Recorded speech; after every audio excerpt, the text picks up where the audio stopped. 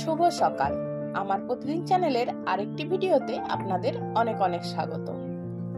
আজ বানাবো একদম তেল মশলা ছাড়া কিছু সবজি আর পনির দিয়ে মিক্স ভেজ। এই গরমে এই তেল মশলা ছাড়া মিক্স ভেজের সবজি একবার খেলে আপনারা ভুলে যাবেন তেল মশলা দেওয়া মিক্স ভেজ। তো চলুন দেখে নিই এই তেল ছাড়া মিক্স ভেজ বানানোর জন্য আমাদের কি কি লাগছে। তারপর গ্যাসের ওভেনে একটি কড়াই গরম করে তার উপর দিয়ে দেব সাদা জিরে। জিরে একটু ভাজা হয়ে গেলে দিয়ে দেব পেঁয়াজ কুচি। পেঁয়াজ কুচি একটু নেড়ে চেড়ে নেব হালকা নরম হওয়া পর্যন্ত।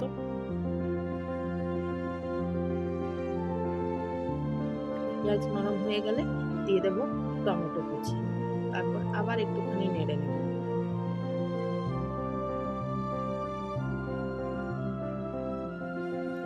টমেটো হালকা ভাজা হয়ে গেলে উপর থেকে দিয়ে দেব ছোট ছোট কুচিয়ে রাখা আলু।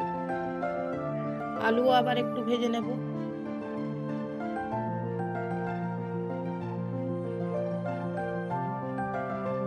আলু একটু হালকা ভাজা হয়ে গেলে দিয়ে দেব ক্যাপসিকাম।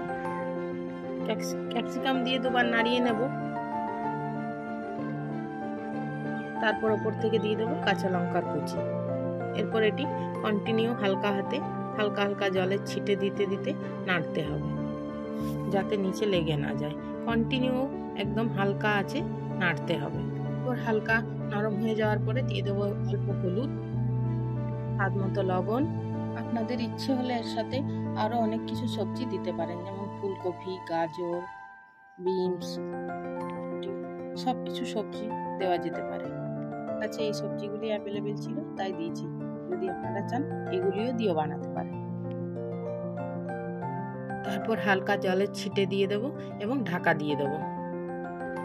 কিছুক্ষণ পর আবার ঢাকা খুলে নাড়িয়ে নেব। কিন্তু এটি মনে রাখতে হবে একদম হাই ফ্লেমে বা মিডিয়াম ফ্লেমে দিলে চলবে না। একদম লো ফ্লেমে দিয়ে হালকা হালকা জলের ছিটা দিতে দিতে মাঝে মধ্যেই নাড়তে হবে। ফ্লেম বা মিডিয়াম ফ্লেমে দিলে নিচে লেগে যাবার ভয় আছে।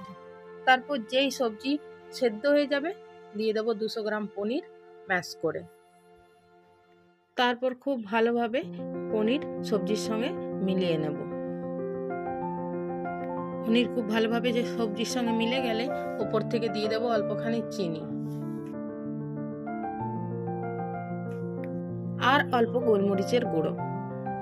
তারপর ভালো করে নেড়ে চেড়ে গ্যাস বন্ধ করে একটি থালা উপর থেকে ঢাকা দিয়ে রেখে দেব।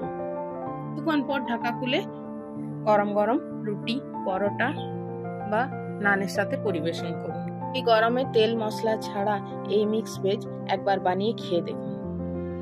তাহলে এই পর্যন্তই রাখি, আবার দেখা হবে নতুন কোনো ভিডিওর সাথে।